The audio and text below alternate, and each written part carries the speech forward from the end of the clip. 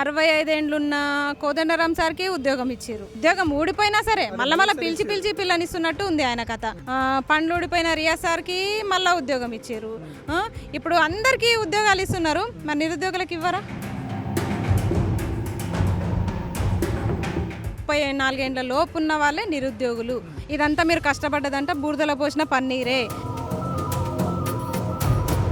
చదువుకుంటున్న వాళ్ళకి అవకాశాలు కల్పించాలి కానీ మీరు వాళ్ళ చేతులు నరకడం ఏంది?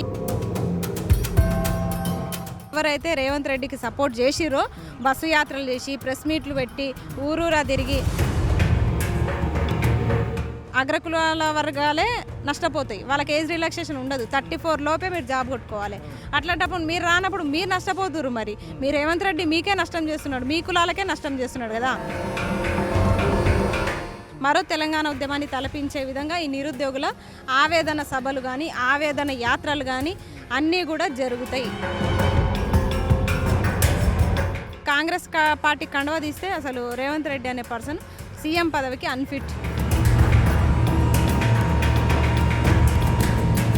తెలంగాణలో 40 లక్షల నిరుద్యోగులు ఉన్నారు. వీళ్ళందరికీ ఉద్యోగాలు ఇవ్వాలి. వీళ్ళందరికీ ఉద్యోగాలు ఇవ్వకుండా బీఆర్ఎస్ గవర్నమెంట్ మోసం చేస్తున్నదని చెప్పి గతంలో రేవంత్ రెడ్డి చాలాసార్లు వ్యాఖ్యలు చేసిండు, చాలా ధర్నాల్లో పాల్గొన్నాడు, నిరుద్యోగులతో కలిసి చాలా నిరసన కార్యక్రమాల్లో పాల్గొన్నారు. కానీ ఇప్పుడు అధికారంలోకి వచ్చిన తర్వాత మరి అదే అప్పుడు ఉన్నటువంటి 40 లక్షల నిరుద్యోగులు ఇప్పుడు కూడా ఉన్నారు. మరి వాళ్ళకు కూడా న్యాయం చేయాలి కదా, ఆ నిరుద్యోగులందరికీ కూడా ఉద్యోగాలు ఇవ్వాలి కదా. సో మరి నిజంగానే వాళ్ళందరికీ ఉద్యోగాలు ఇచ్చే ప్రయత్నం చేస్తున్నారా, లేకపోతే నిరుద్యోగాన్ని తగ్గించే ప్రయత్నం చేస్తున్నారా, నిరుద్యోగులను తగ్గించే ప్రయత్నం చేస్తున్నారా? అసలు దీని వెనకాల జరుగుతున్నటువంటి కుట్ర ఏంది?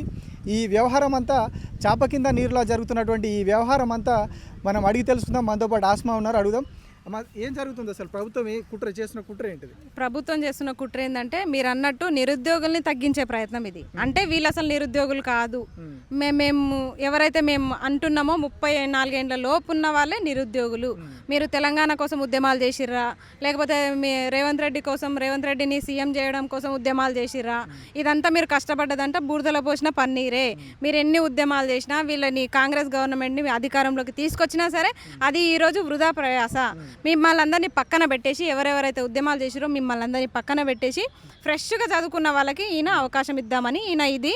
ఇక్కడ ఏం జరుగుతుందంటే ఎవరైతే ఇప్పుడు ముందంజలో ఉండి కొట్లాడుతున్నారో వాళ్ళందరూ కూడా ఓటీఆర్ రిజిస్ట్రేషన్ చేసుకున్న వాళ్ళు, అప్డేట్ చేసుకున్న వాళ్ళు 7 లక్షల మంది.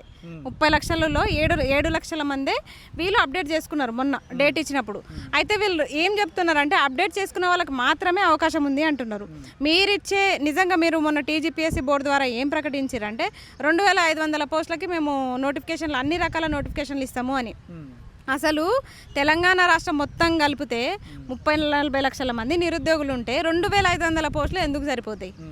పొల్యూషన్ బోర్డు నోటిఫికేషన్ ఇచ్చారు, దాంట్లో కూడా ఏజ్ రిలాక్సేషన్ ఇవ్వకుండా కేవలము 34 ఏండ్ల వరకే వయోపరిమితి పెట్టి ఇచ్చిర్రు. అంటే అంతకుముందు ఎంత ఉండే, ఇప్పుడు అసలు గతంలో ఉన్న లిమిట్ ఎంత, ఇప్పుడు మార్చిన లిమిట్ ఎంత? దీని వెనక గతంలో మనకి తెలంగాణ రాష్ట్రం ఏర్పడ్డ తర్వాత ఇట్లా లేట్ అయిపోయింది కదా, 10 సంవత్సరాలు లేట్ అయిపోయిన తర్వాత బీఆర్ఎస్ గవర్నమెంట్ దిగిపోయే ముందు నోటిఫికేషన్లు ఇచ్చిర్రు. అప్పుడు కూడా ఇట్లే గొడవ జరిగితే వాళ్ళు 12 సంవత్సరాలు పెంచిరు. 34 నుంచి ప్లస్ 12 పెంచితే ఎంత 46 అయింది.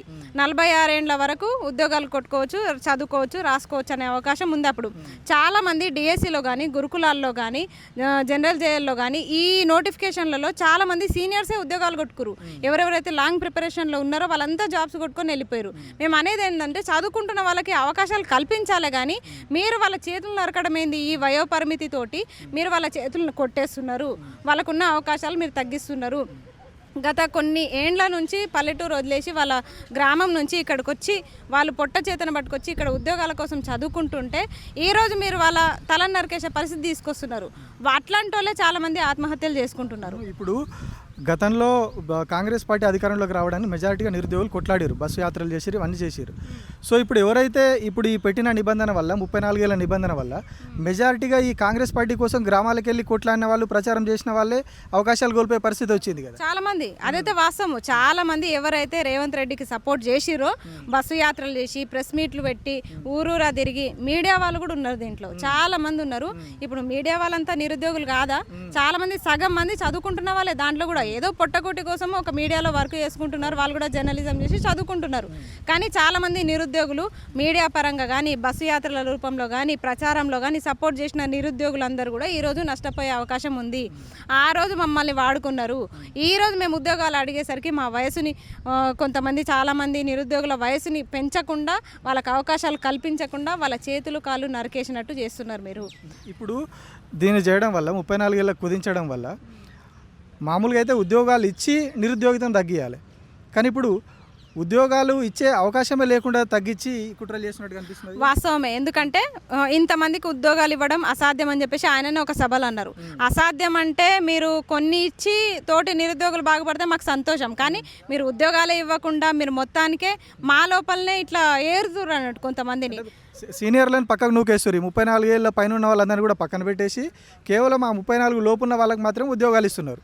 సో మరి ఇప్పుడు 65 ఏండ్లున్న కోదండరాం సార్కి ఉద్యోగం ఇచ్చారు, 2 సార్లు ఇచ్చారు. ఆయనకు ఉద్యోగం ఊడిపోయినా సరే మళ్ళీ పిలిచి పిల్లనిస్తున్నట్టు ఉంది ఆయన కథ. మళ్ళా ఉద్యోగం ఇచ్చారు, రీసెంట్ గా కూడా ఉద్యోగం ఇచ్చారు. పండ్లు ఊడిపోయిన రియా సార్కి మళ్ళా ఉద్యోగం ఇచ్చారు. ఇప్పుడు అందరికీ ఉద్యోగాలు ఇస్తున్నారు, మరి నిరుద్యోగులకు ఇవ్వరా? మరి మేమేం అట్లా అంటే వాళ్ళకి ఏజ్ లిమిట్ లేదు కదా, వాళ్ళకి ఏజ్ లిమిట్ అవసరం లేదు, వాళ్ళు మంచాన పడ్డా వాళ్ళకి పదవులు వస్తాయి. కానీ ఇక్కడ నిరుద్యోగులకి కష్టపడి చదువుతున్నా, లైబ్రరీల చుట్టూ తిరిగినా, వెన్నపూస అరిగిపోయేటట్టు చదువుకున్నా సరే ఇక్కడ ఉద్యోగాలు వచ్చే పరిస్థితి కనిపిస్తలేదు. అంటే రేవంత్ రెడ్డి చాలా సభల్లో కూడా చెప్పిండు, మీరు యువత నా కోసం బయటికి వెళ్ళి కొట్లాడిర్రు, నా కోసం ఉద్యమం చేసిర్రు, మనం కొట్లాడినాం, గడీలు బద్దలు కొట్టినాం, కేసీఆర్ను దించేసి మనం ప్రజాపాలన తెచ్చుకున్నాం, ఇందులో మీ యువత పాత్ర కూడా చాలా ఎక్కువ ఉన్నది అని చెప్పి స్వయంగా ముఖ్యమంత్రి చాలాసార్లు చెప్పిండు. మరి ఇప్పుడు ఎవరైతే ఆ యువత ఉన్నారో వాళ్ళందరినీ కూడా పక్కన పెడుతున్నట్టే కదా, వాళ్ళందరికీ ఉద్యోగాలు లేకుండా రోడ్డున పడేస్తున్నట్టే కదా. ఎప్పుడో పక్కన పెట్టిరు, ఆయన లక్ష్యం ఆయన సీఎం అవ్వడమే. ఇక్కడ నిరుద్యోగుల వల్ల గెలిచిండా ఇంకెవరి వల్ల గెలిచిండా ఆయనకు సంబంధం లేదు. ఆ పూటకి ఆ మాట చెప్తే నిరుద్యోగులు కరిగిపోయారు. 2 లక్షల ఉద్యోగాలు అంటే నమ్మినము, ఇక 4,000 నిరుద్యోగ భృతి అంటే నమ్మినము, బస్సు యాత్రలు చేసినాము, కష్టం చేసి నన్ను గెలిపించిన తర్వాత నిరుద్యోగుల వల్ల గెలిచిన అనే మాట చెప్పి మా రుణం తీర్చుకున్నాడు అని చెప్పేసి మాకు తర్వాత అర్థమైంది. 2 సంవత్సరాలు దాటిన తర్వాత అర్థమైంది మాకు. ఇప్పుడు ప్రభుత్వం వచ్చి ఆల్మోస్ట్ 2.5 ఏళ్ళు అయిపోతూ ఉన్నది. సో ఇప్పుడన్నా ఇంకా నోటిఫికేషన్లు వస్తాయి, మీకు ఉద్యోగాలు వస్తాయి అనే ఆశ భరోసా ఏమన్నా ఉందా? ఇప్పటికైతే లేదు. ఇక వాళ్ళైతే డైవర్ట్ చేస్తున్నారు ఉద్యోగాలు. ఇప్పుడు నోటిఫికేషన్స్ అడిగే స్థాయి నుంచి ఇప్పుడు ఏజ్ రిలాక్సేషన్ పెంచండి అనే స్థాయికి వచ్చిర్రు. చాలామంది నిరుద్యోగులు కూడా నిజం చెప్పాలంటే వాళ్ళ వయసు ఎక్కడ బయట పడుతుందో అని బయటకు వచ్చి అడగట్లేదు. ఇట్లా ఉంటే కష్టం కదా. ఇప్పుడు మీరు బయటికి రావాలి, ఇప్పుడు రాకపోతే నష్టం ఎవరికి? నిరుద్యోగులకే నష్టం. మాదేమంది మాకు ఏజ్ ఉంది రాసుకుంటాం, మీ వల్ల మేము కొట్లాడి మేము మాటలు పడుతున్నాం తప్ప వయసు అయిపోతున్న నిరుద్యోగులు ఎందుకు రావట్లేదు? 35 ఏండ్లు 36 ఏండ్లు ఉన్న వాళ్ళు మీకు ఎందుకు రావట్లేదు? అసలు ఇక్కడ అగ్రకులాల వర్గాలే నష్టపోతాయి, వాళ్ళకి ఏజ్ రిలాక్సేషన్ ఉండదు. 34 లోపే మీరు జాబ్ కొట్టుకోవాలి. అట్లాంటప్పుడు మీరు రానప్పుడు మీరు నష్టపోతున్నారు. మరి మీరు రేవంత్ రెడ్డి మీకే నష్టం చేస్తున్నాడు, మీ కులాలకే నష్టం చేస్తున్నాడు కదా. ఇప్పుడు మీరు రావాలి కదా బయటికి, మీరు నష్టపోతున్నారు, మీరు రావాలి. మీరు రాకపోతే అందరి కోసం మేము కొట్లాడేటప్పుడు మీ వయసు బయట పడుతుందని చెప్పేసి మీరు రాకపోతే ఇప్పుడు నష్టపోయేది మీరే అని చెప్పేసి మేము నిరుద్యోగులకు కూడా హెచ్చరిస్తున్నాం. అంటే దీని మీద ఎట్లాంటి పోరాటాలు చేయబోతున్నారు? మీరు ఏమైనా కార్యాచరణ ఉంది, ముందే చెప్తే వీళ్ళంతా చెడగొడుతున్నారు కాబట్టి వీళ్ళ ఇంటెలిజెన్స్ తోటి పోలీస్ వ్యవస్థ తోటి, అందుకే చెప్పదలుచుకోలేదు. డైరెక్ట్ స్పాటే అన్ని పర్మిషన్స్ తోటే ఖచ్చితంగా జరుగుతాయి. కానీ ఉద్యమాలు అయితే ఉద్రిక్తం అవుతాయి. మరో తెలంగాణ ఉద్యమాన్ని తలపించే విధంగా ఈ నిరుద్యోగుల ఆవేదన సభలు కానీ ఆవేదన యాత్రలు కానీ అన్నీ కూడా జరుగుతాయి. అయితే ఇప్పుడు మీరు ఇన్ని రోజులు నోటిఫికేషన్ వేయాలని కొట్లాడారు. సో ఇప్పుడు ఆ నోటిఫికేషన్లు అనే అంశం పక్కకు కేవలం ఏజ్ రిలాక్సేషన్కే ఇష్యూనంతా పరిమితం చేసి ప్రభుత్వం సేఫ్ జోన్లోకి వెళ్ళినట్టుగా కనిపిస్తుంది. వాళ్ళ టార్గెటే అది. ఏజ్ రిలాక్సేషన్ కోసం గొడవ జరగాలి కొన్ని రోజులు, ఆ తర్వాత మేము దిగిపోయే ముందు నోటిఫికేషన్లు ఇస్తే ఆ తర్వాత మాకు భారం ఉండదు.